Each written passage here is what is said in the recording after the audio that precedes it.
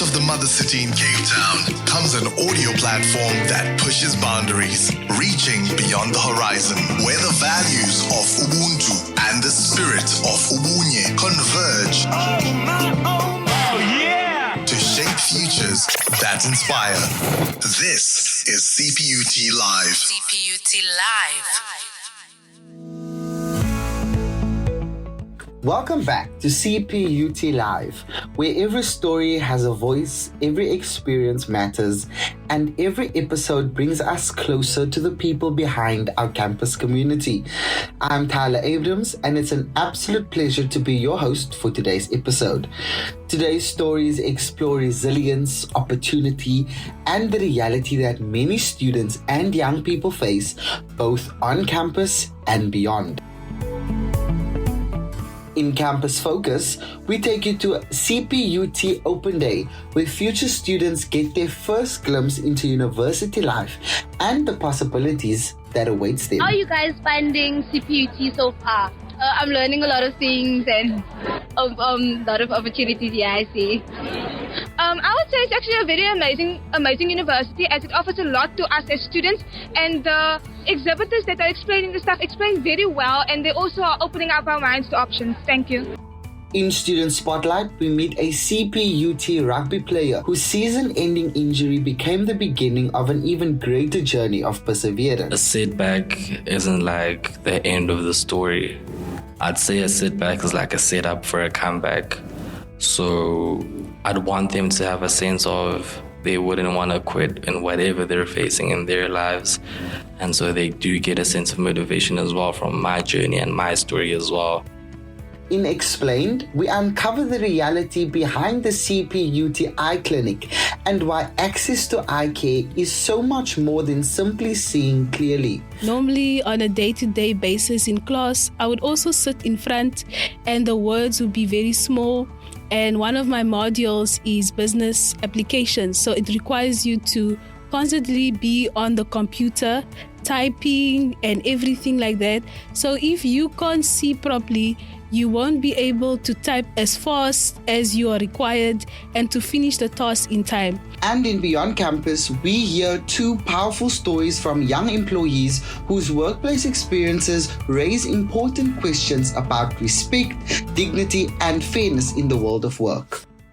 As my manager ran towards me, he pushes me with such a force that I literally went from the canteen to the desk where I basically stand and make sales. This is where curiosity meets connection. Real people, real experiences, real stories that deserve to be heard. This is CPUT Live. For thousands of learners, choosing a university is one of the biggest decisions they'll ever make. Open Day is more than colorful displays and campus tours. It's where dreams begin to feel real, questions find answers, and future students start imagining themselves walking these very corridors.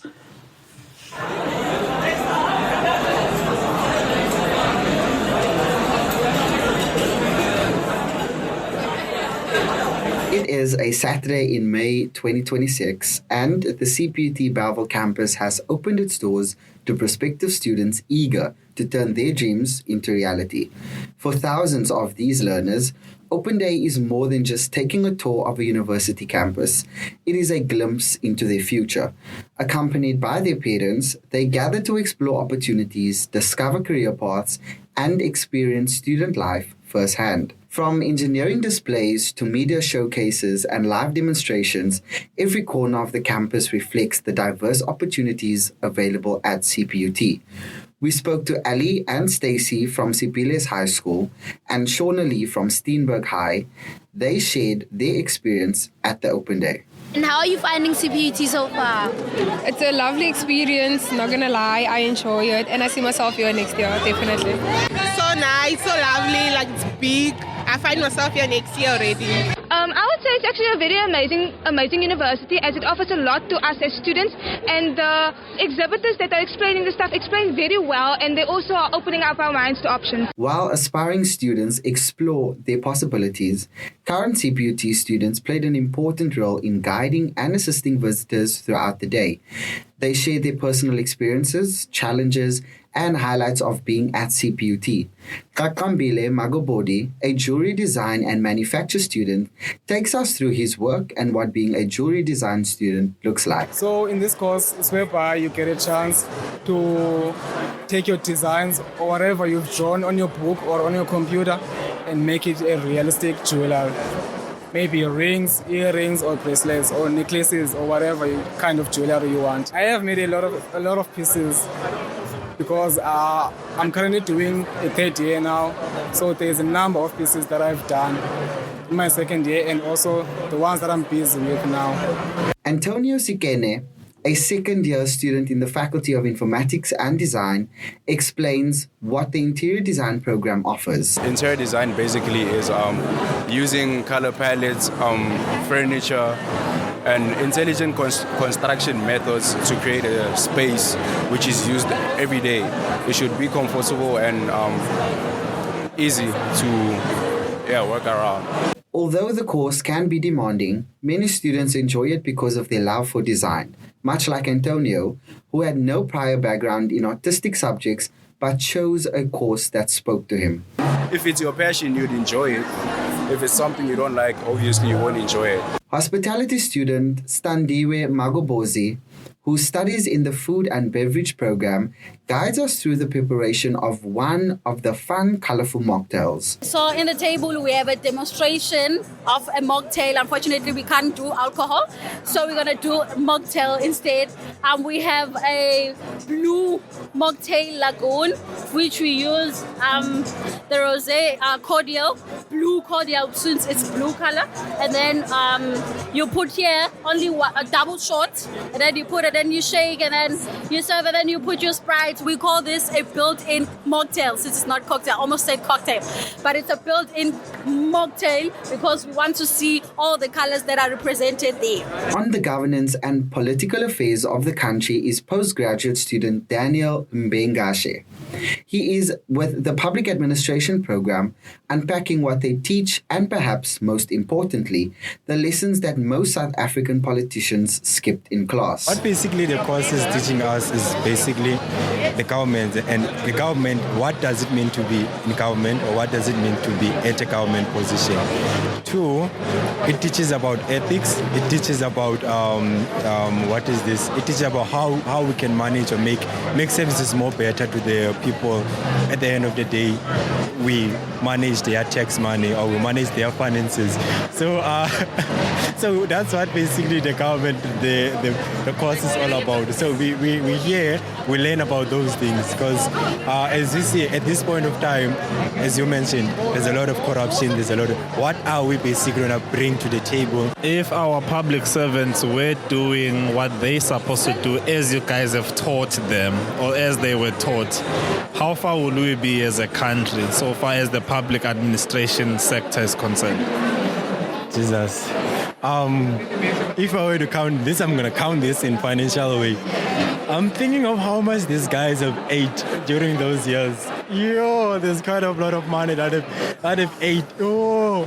So if they were ethical, I'm sure that in Makaya there would be roads. If there was none of this corruption thing that has been happening, I'm sure that Cape Town as a whole, Khayelitsha would be the same as Cape Town at some point. Not Cape Town being a Cape Town, and then when you go to Khayelitsha, it's like I'm entering another province.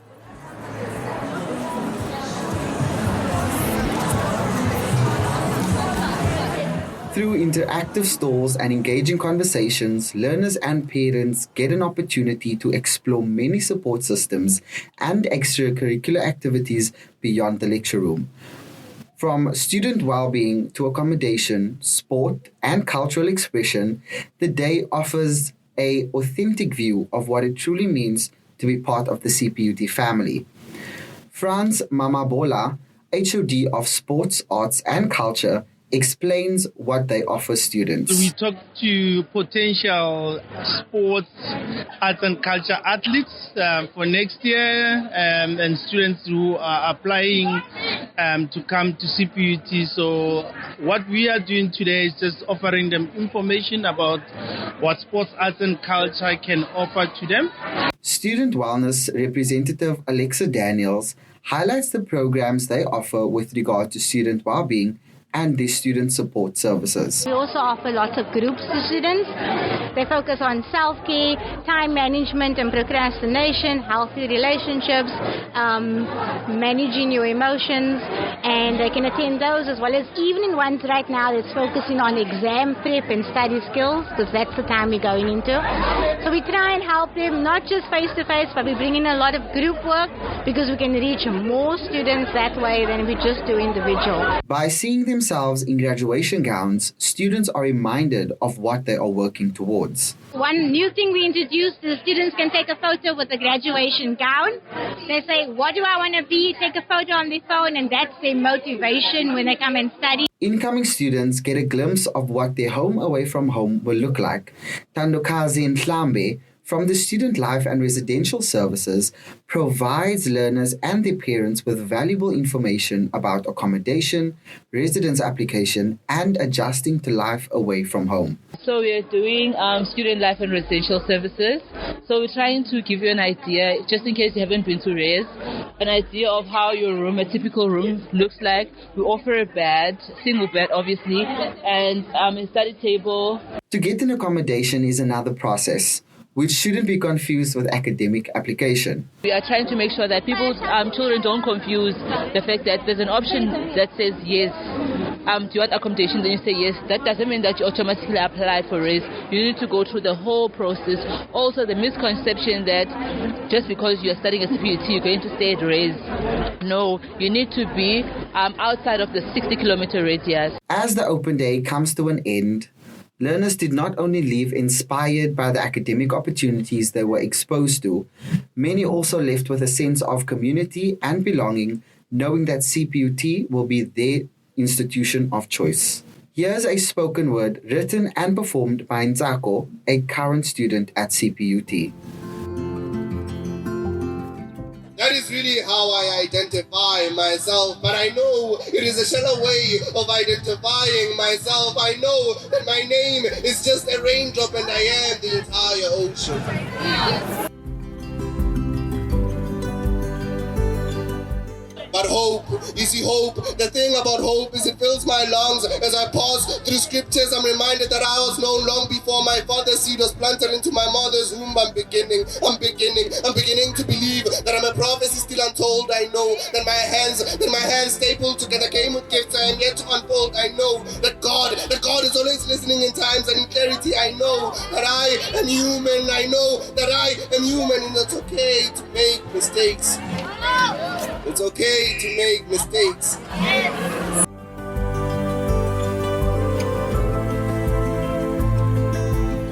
Sport teaches us discipline, teamwork, and resilience.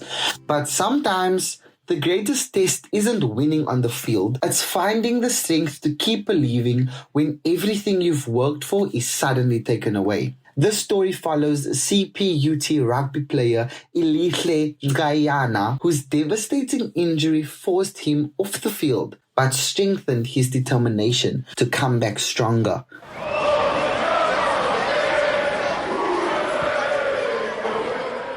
For Elihle Ncayiyana, rugby has never been just a game. It is his identity, his passion, and the dream he's worked towards since primary school. From captaining school teams to representing CPUT's under-20 side, everything seems to be falling into place. My rugby journey started a long time ago, actually. Back in 2018, after a lot of pressure from my friends, like growing up as the fat kid, they always pick on you, no, you should play rugby. So in grade 6 in 2018, I ended up folding to the pressure. And I turned out to be very good at it, as I made second team at that time. In the following year, first team. Then it's just been an upward trajectory from there. As I went to high school, became captain, under 16, became captain for the first team, represented the first team for 2 years, played sevens rugby, and last year I was playing for the under 20 team at CPUT. The leadership roles he's taken give him the confidence that rugby can take him much further than he has ever imagined. When I was made captain for the first time, they saw me and they saw potential and my ability to lead the team. One thing I will regret is just stopping without knowing where my potential can take me, basically. His first season at CPUT came with new challenges, but it also confirmed he belonged at university level. The first thing I noticed was the jump in intensity. It's very, very more physical compared to high school. And also I'm from KZN, so it is a very different brand of rugby there compared to here.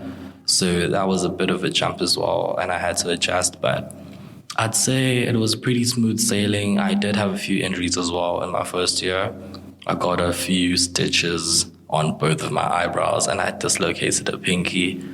But apart from that, I'd say I had a very great season as I ended up being the top scoring forward in my team. Elihle's journey is not an easy one.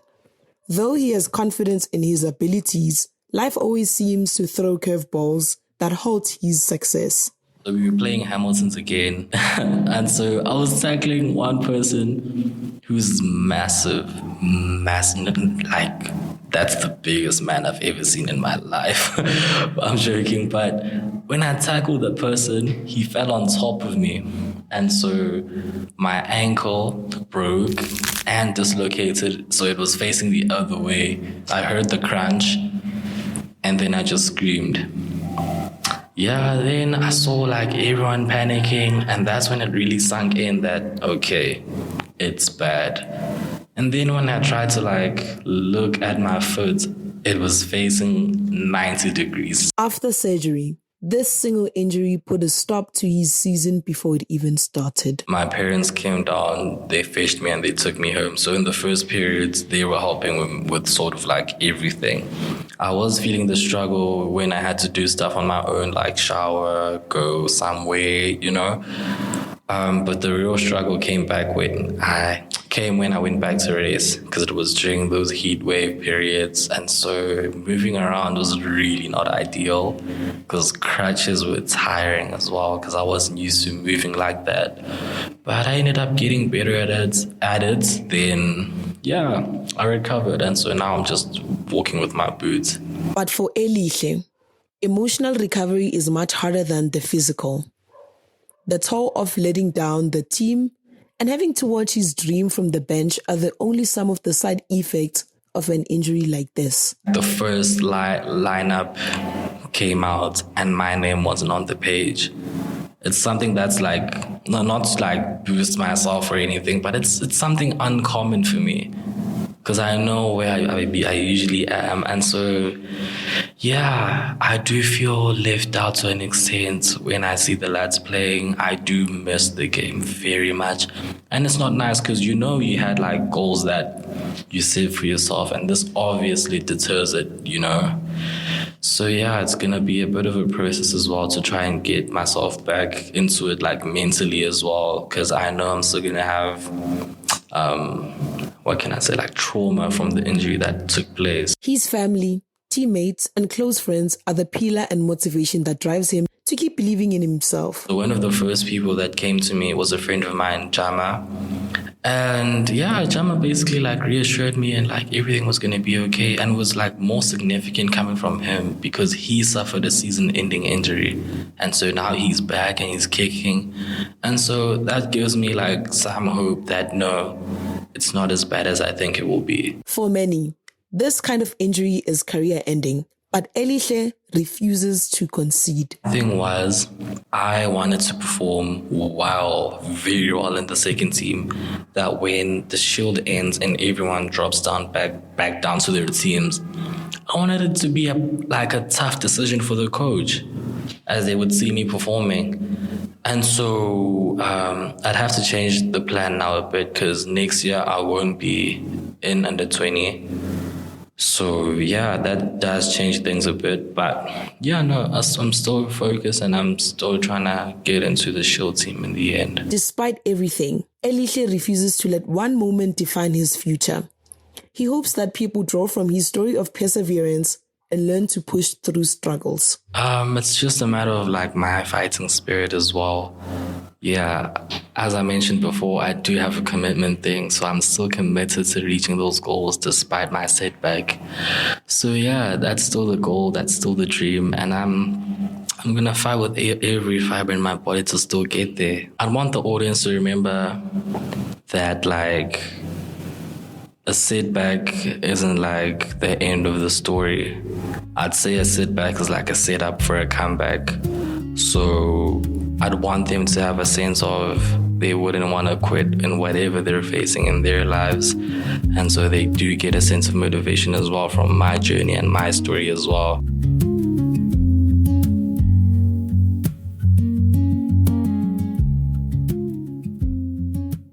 Many students assume struggling to see the board or constantly squinting through lecturers is simply something they'll have to live with. But what if help has been there all along? Our next story explores the challenges students face in accessing eye care and why something as simple as clear vision can make all the difference in a student's academic journey.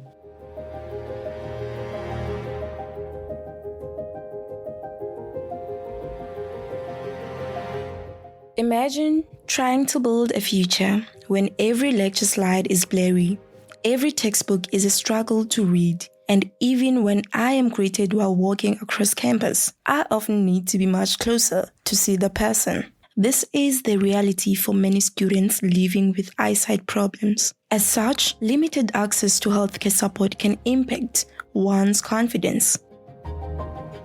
For someone like myself who is constantly exposed to reading material and living with visual problems, this story became more than just an investigation of how and where one could receive eye care help. Growing up in a small village at Kofimvaba in the Eastern Cape, with elderly parents who had little knowledge about eye health, I never fully understood how much my eyesight would affect my everyday life. I only realized in high school that my eyesight was worsening. I was a hardworking learner, but because I struggled to see properly, my marks remained average, and that slowly shattered my dreams. Coming to university filled me with hope that I would receive support at CPUT, but finding that help was challenging. By the second week, excitement shifted to frustration. After navigating the campus for directions to the health clinic, I learned it was off campus, near the optometry building. As a new student, this information didn't help much because it was unclear. I looked through a Facebook group for first-year inquiries that evening in an attempt to collect information on the eye clinic. I remember holding my phone up close in an attempt to properly read the directions when a post about the eye clinic appeared. The next morning, while getting ready for campus, the only thing on my mind was finally getting my vision and my confidence back. After years of struggling to see clearly, the thought of finally receiving help brought a sense of hope that had been missing for a long time. The city was busier than usual as I arrived at the eye clinic. I felt relieved when the receptionist confirmed I was in the right place. For the first time, I imagined my vision improving and my future becoming clearer. However, my excitement dampened slightly upon learning that appointments could only be booked online. Despite this, I was happy to have finally found the place I needed. I left relieved and excited to go home after classes to finally book my appointment. But later that day, when I opened the booking website, every available appointment from February until July had already been fully booked. Knowing that help existed, but it was still so out of reach, felt like torture. The following morning, I returned to campus, knowing that sitting in front during lectures had become my only option. it was no longer only about my eyesight. Watching other students comfortably sitting at the back while I struggled to see affected me emotionally. Slowly, insecurities started creeping in, and my university journey began with fear and frustration. It was a constant reminder that something as simple as clear vision could affect every part of a student's life. By now, my disappointment wasn't the only thing on my mind. So, I dug deeper.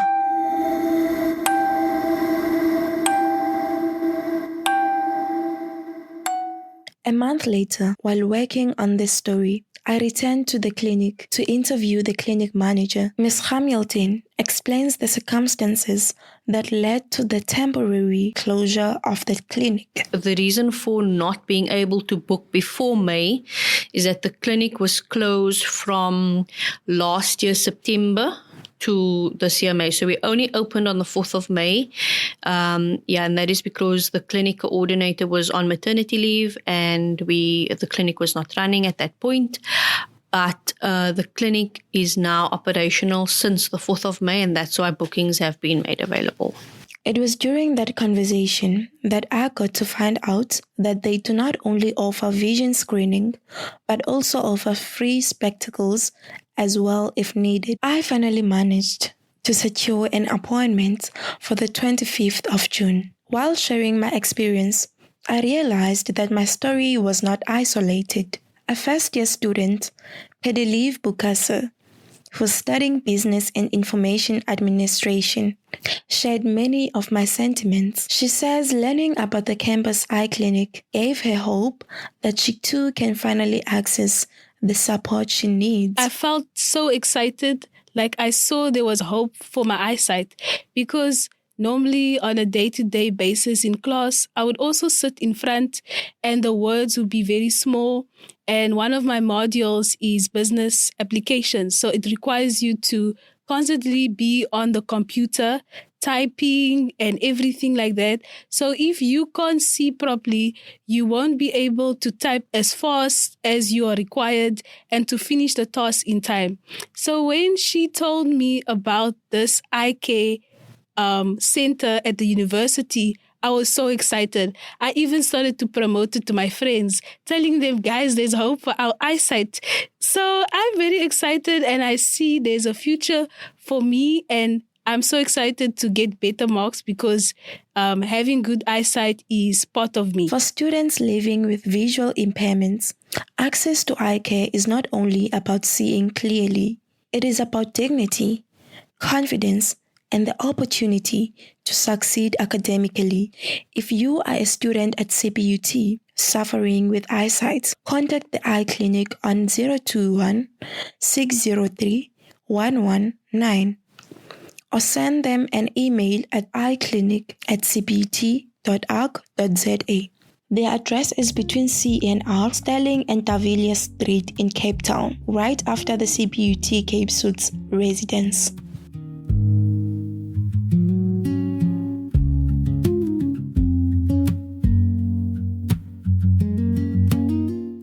Getting your first job is often exciting. It's where young people begin building experiences, confidence, and independence. But for many, the workplace also becomes the place where they first experience intimidation, broken promises, and unfair treatment. In our final story, young employees share deep personal experiences that reminds us why dignity and respect should never be optional in any workplace. This story was shortlisted as part of a second-year media production assignment in the journalism program.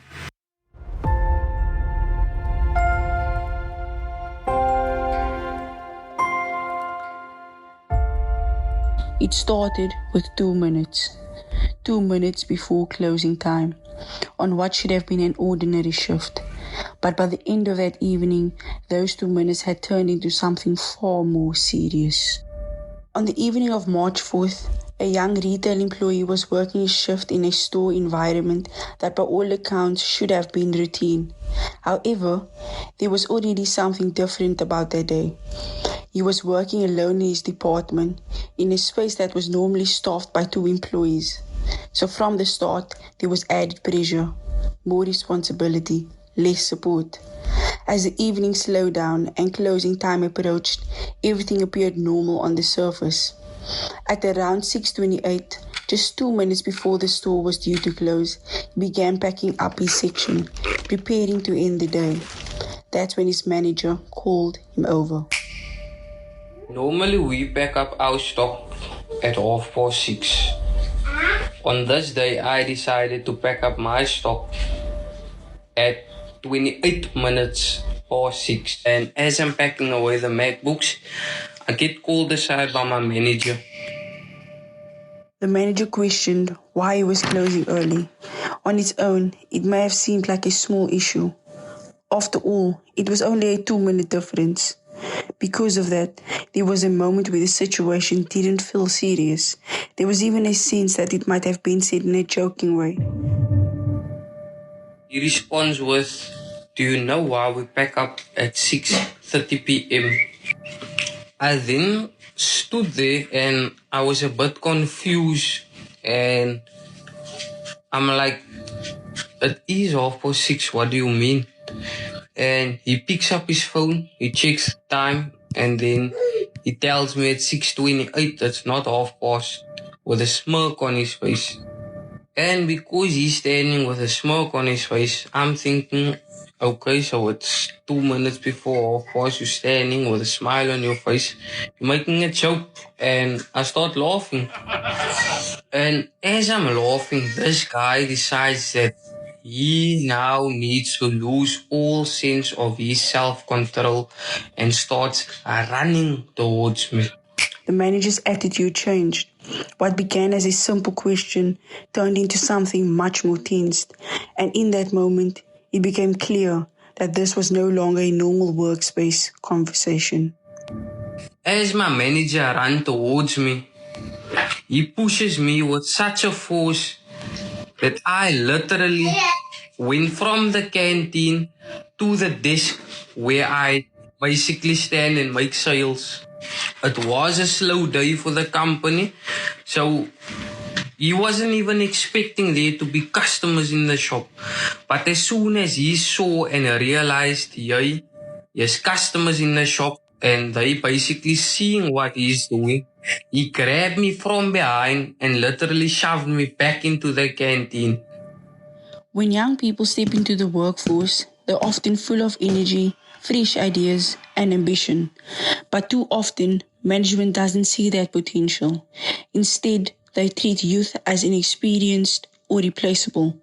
This can show up as unfair treatment, being passed over for promotion, or even outright harassment. It's not just about rude comments or dismissive attitudes. Sometimes it's about being given the least desirable tasks, being underpaid compared to older colleagues, or not being taken seriously in meetings. It crossed the line when it became physical. Without warning, the manager pushed him, not lightly, but with enough force to move him across the store. That moment changed everything. What had started as a minor disagreement over 2 minutes became an act of physical aggression in the workspace. And as I'm standing in the canteen, he then grabs his head and almost like somebody that is now getting mad, and he starts shouting, "I'm going to fire you." It didn't happen in private. There were customers nearby, people who had come in expecting a normal shopping experience. Some of them noticed what was happening, and that's when the situation became even more serious. He then walks out of the shop, and I fulfill my duties, and I go to the customers. I ask them if they're okay, and I ask them if they need help with anything. They say no, and I can even see that the customers is uncomfortable. After I helped them, I then packed away the rest of my stock and then closed up my register. Instead of stopping or stepping back, the manager attempted to control what was unfolding. He pulled the employee back, trying to keep the situation contained but not resolved. At the same time, the threats continued. At one point, he shouted that the employee was going to be fired. So now, it wasn't just physical. It was also verbal intimidation happening in front of witnesses. I was publicly humiliated and physically assaulted, stripped of my rights as a human being for packing up 2 minutes before the time, 180 seconds. He kept working despite everything that had just happened. The shock, the humiliation, the fear. He stayed and continued doing his job. He assisted customers, answered questions, and carried on as if nothing had happened. But the reality was, it had happened, and the customers who witnessed it couldn't ignore it either. There was discomfort in the space, a silence that follows people when they know something isn't right. It highlights something much bigger than a single incident, because situations like this don't happen in isolation. Many young workers, especially in retail and sales, find themselves in positions where they feel powerless, where speaking up could risk their job, where staying silent feels like the safer option. There's often a clear imbalance of power, and when that power is misused, it can create environments that feel unsafe and even threatening. The second victim is Grant Idis, a young retail employee worker. 200 is the number he was given.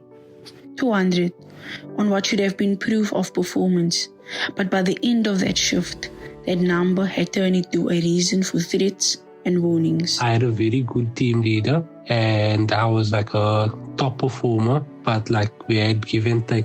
So like I am consistently a top performer, like a best performer, and top on the floor as well. But then, like if I say I need to go take a break or go smoke or whatever, then it's not a problem, like outside of my normal tea times. And if I do go a bit over tea, that's fine because, yeah, I'm going to hit the numbers regardless. And then she went on maternity leave. He was the first one to hit 200 sales, a benchmark no one else had reached. He did it with breaks, with speed, with results that couldn't be argued with. So from the start, there was proof, more output, less recognition. As the morning went on and midday approached, everything appeared normal on the surface. At around 11:30, he had already doubled his target. That's when his new team leader called him over. Why are you sitting? Double my birthday? Well, that's a warning.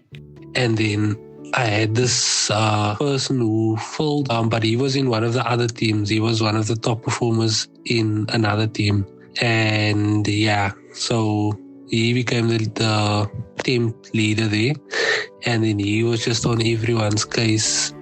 And then I still gave my numbers. I ended up not taking as much breaks or sticking to my breaks. But then it's like he was pushing me to do better than what I was already doing, which was kind of impossible. It was not nice. It sucked. The employee had already met the request. He doubled it. He'd exceeded it. But the manager wasn't measuring numbers. He was measuring presence. The previous team leader managed by output. This one managed by posture. When the employee pointed out the results, the manager dismissed him. It wasn't about the performance anymore. It was about control. A warning was threatened, not for missing targets, but for not looking busy enough. I think it was like close to Christmas time or day before Christmas or something like that, where he said, okay, if you hit this amount on your target, like basically everyone's daily target, but I was like, you could say double. I hit everyone's normal target, but double every day. He asked me to hit that, but by midday. So double what everyone reaches in a full day, but I must do it by midday, then I can leave. Then I worked my butt off and didn't take no breaks, didn't eat nothing, did what I had to do. And then the man said, if you go, you're gonna get a warning, bro. So there was that also. Like that's just one example of like how he was. That shift ended with numbers that spoke louder than the warning itself. But the message from management was clear. If you're young, your break is counted. If you're young, the goalpost moves. And sometimes the only thing you can prove is that you were right all along. These stories remind us that what happens in the workplace is never just about minutes, numbers, or promises. It's about respect, fairness, and the value placed on people, especially young workers who bring energy and new perspectives. When their value is ignored, the cost is more than personal. It's cultural. It shapes environments where fear replaces trust and silence replaces contribution. Every worker deserves dignity, and no one should have to fight for it.